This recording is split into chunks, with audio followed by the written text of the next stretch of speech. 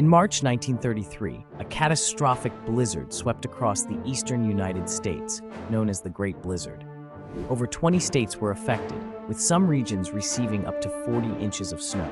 The storm struck with fierce winds gusting up to 75 miles per hour, creating whiteout conditions that paralyzed travel and shut down cities. Railroads halted operations, and major highways became impassable. In New York City, residents were trapped indoors for days.